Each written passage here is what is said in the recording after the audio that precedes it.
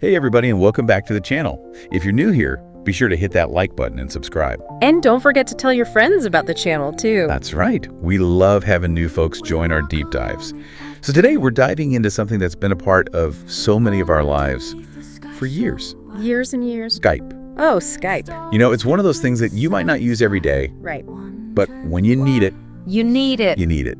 And there are some big changes coming to Skype that you might want to know about. Yeah, big changes. Like big changes. Big, sad changes. So for all of you Skype veterans out there, get ready to say goodbye because Skype is officially shutting down on May 5th, 2025. That's right, May 5th, 2025.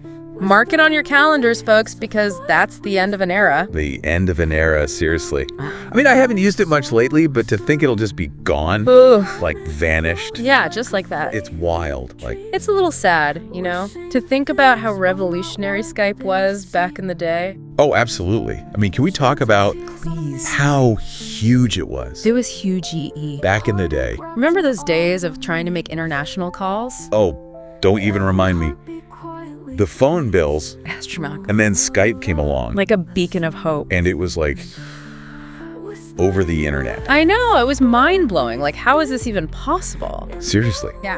And it totally disrupted the entire landline industry. Oh, yeah. Those landline companies were not happy. But we were. We were thrilled. Remember how many people were using Skype at its peak? Oh, remind me. 300 million daily active users. That's insane. It's wild. But, you know, the tech world, it moves fast. It moves so fast. It's like a roller coaster. And even giants. Even giants can stumble. Yeah. So what happened? Did people just stop using Skype? Well, it's not quite that simple, right? While Skype was like ruling the world, right, these new players started to emerge.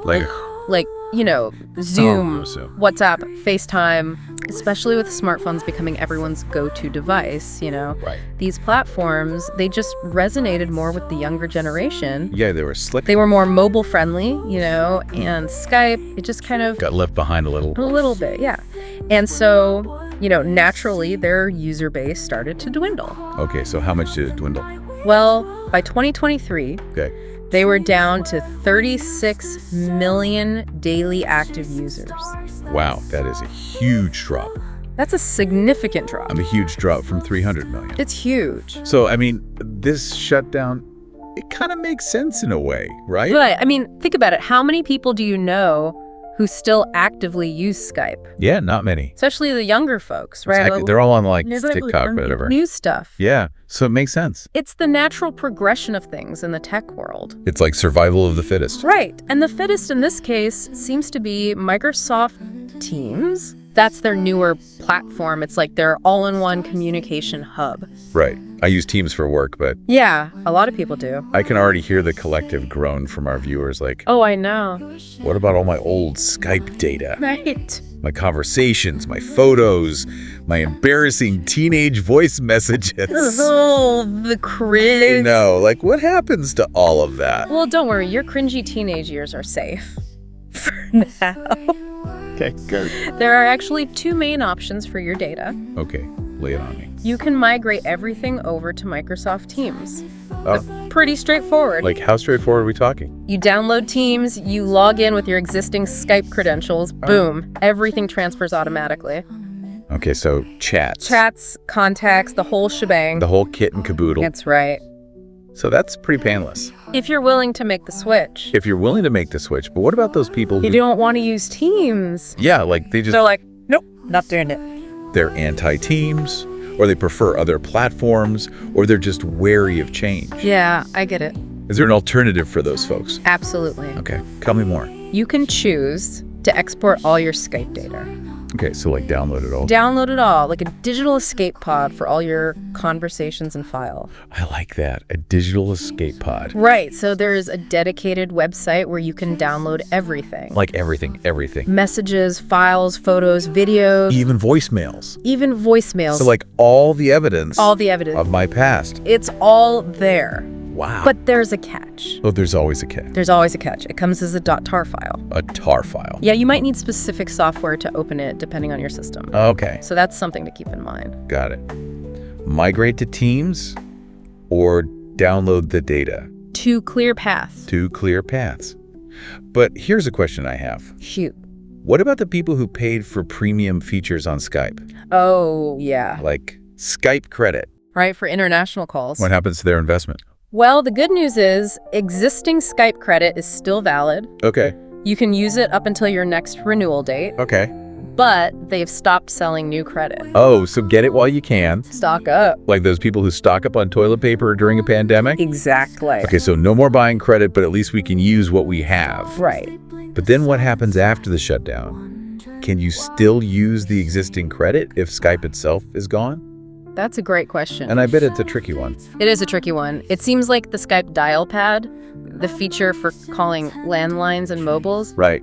it'll still be accessible, but it'll be integrated into Microsoft Teams. So even if you don't want to use Teams, You kind of have to. if you want to use your remaining credit and the dial pad, Exactly. Sneaky Microsoft. very sneaky. It's like they're dangling a carrot. And then pulling you in. Yeah, they're like, come on, just use Teams.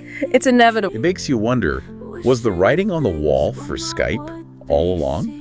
Like, we're talking about Microsoft's biggest acquisition ever, back in 2011. Oh, yeah. How much did they spend? A whopping $8.5 billion. Billion. They must have had big plans for it. It's true. It's true. But sometimes, even the best laid plans, They go awry, they go awry. and I think this might be one of those cases. It might be. But you know what? I think it's time for a snack break. Yes, a snack break. Before we dive into The alternatives. the alternatives to Skype. We'll be back in a flash to talk about what options you have if you're saying goodbye to Skype for good. So don't go anywhere. We'll be right back. Okay, so we're back and ready to tackle the big question.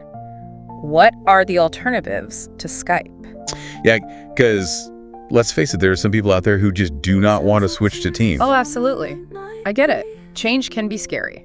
It can be. They've had their Skype accounts since, like, dial-up was a thing. Oh, yeah, the good old days. And now they're being forced to migrate or export their data. It's a tough decision for sure. So for those folks who are saying goodbye to Skype for good, what are their options? Well, first up, we've got the big one, the one that everyone's talking about, Zoom. Zoom. It's everywhere. It is, especially after, well, everything that happened a few years back. You mean when the world went remote? Yeah, basically overnight. And Zoom became like the hero of the hour. It's the only way we could connect with people. I know. For work, for school, for family gatherings, it was Zoom. But Zoom is not just for work anymore, right? No, not at all. It's become super popular for personal calls, too. Yeah, I use it to chat with my family all the time. Me too. It's just so easy to use, and the video quality is great. Yeah, and it works across pretty much every device. That's true. Laptops, phones, tablets, you name it. Zoom's there. So that's definitely a big plus. It is.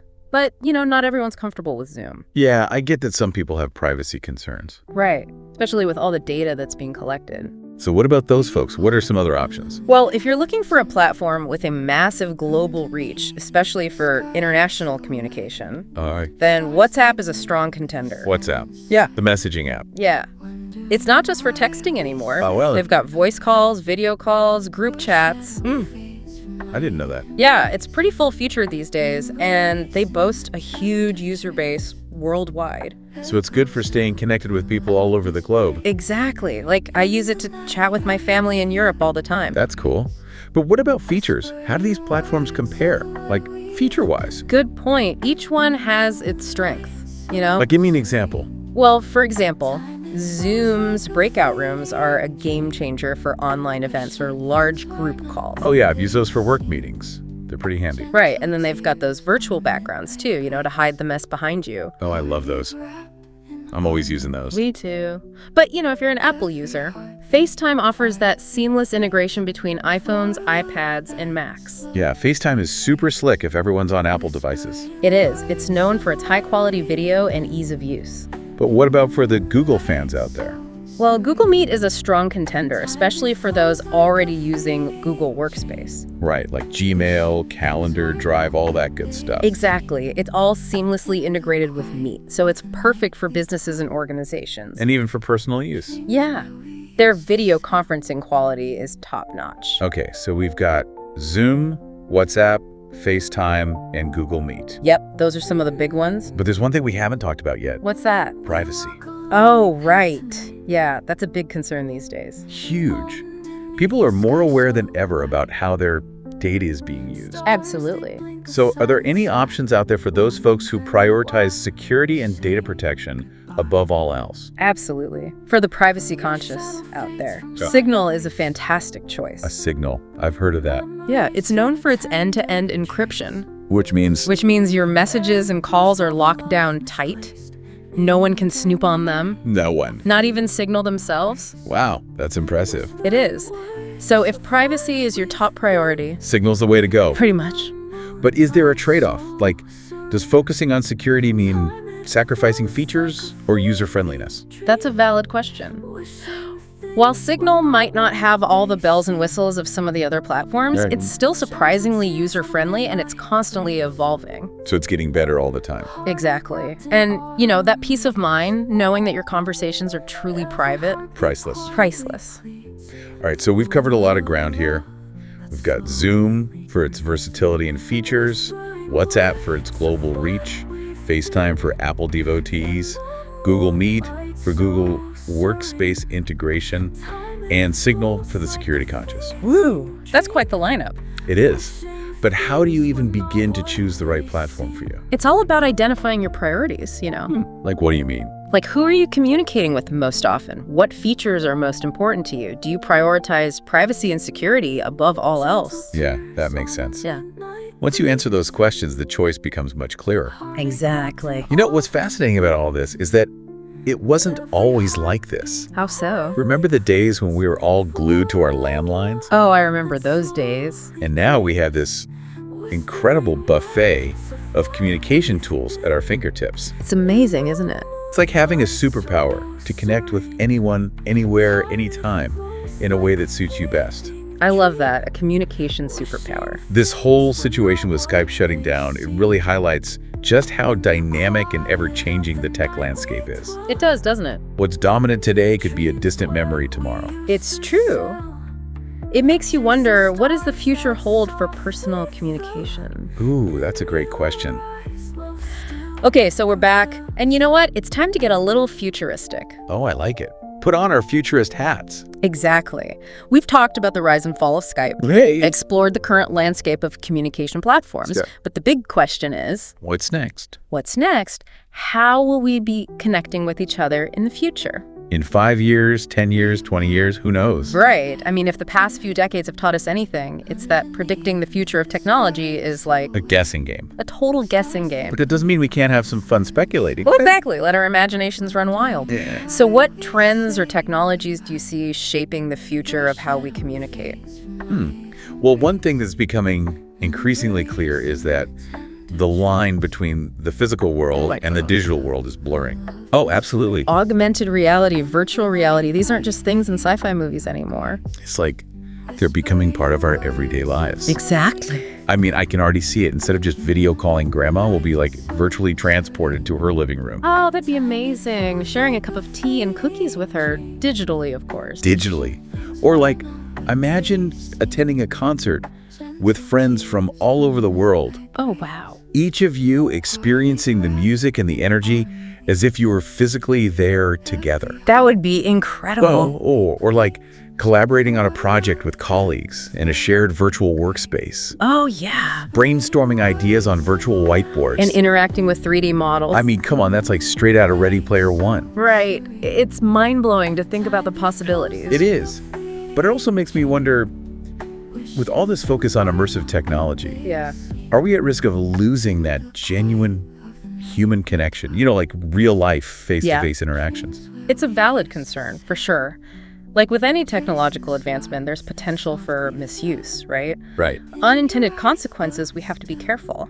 I think it's crucial that we develop these technologies responsibly Absolutely. with ethical considerations in mind, making sure that they enhance human connection. Rather than replacing it. Exactly. It's not about replacing face-to-face interactions. It's about augmenting them, Yeah. breaking down geographical barriers, making it easier to connect with loved ones no matter where they are in the world. And think about the possibilities for accessibility and inclusivity. Oh, absolutely. Like virtual reality could enable people with disabilities to experience things they might not otherwise be able to. Like attending virtual conferences, exploring distant lands. Exactly. It's not just about the cool factor. It's about creating a more inclusive and connected world. I love that. And beyond virtual reality, we're also seeing these advancements in artificial intelligence. AI, yeah. And natural language processing. That could totally revolutionize how we communicate. Right. Like, imagine AI-powered personal assistants Ooh, I love that. that can schedule appointments, Translate languages on the fly. compose personalized messages for us. It would be amazing. Imagine having a conversation with someone who speaks a different language, Right. and your AI assistant just seamlessly translates in real time. No more language barriers. Gone. Or picture an AI that can analyze your communication patterns Ooh, interesting. and suggest ways to improve your relationships or express yourself more effectively. Like a communication coach. I know. I love it. The possibilities are kind of endless. It's exciting. A little bit scary, maybe. Maybe a little bit. But mostly exciting. I agree. And it really just underscores the fact that the world of communication is constantly changing. It's like a river, always flowing. And we have to stay adaptable. Be open to new possibilities. Embrace the change. Ride the wave. Exactly. Well, folks, that brings us to the end of our deep dive into the shutdown of Skype and the future of personal communication. We hope you enjoyed it. We had a blast exploring all of this with you. And we'd love to hear your thoughts. Yeah. What are your predictions for the future of communication? Drop a comment below and let us know. And as always, don't forget to hit that like button Subscribe to the channel. and share this video with your friends. Until next time. Keep those conversations flowing.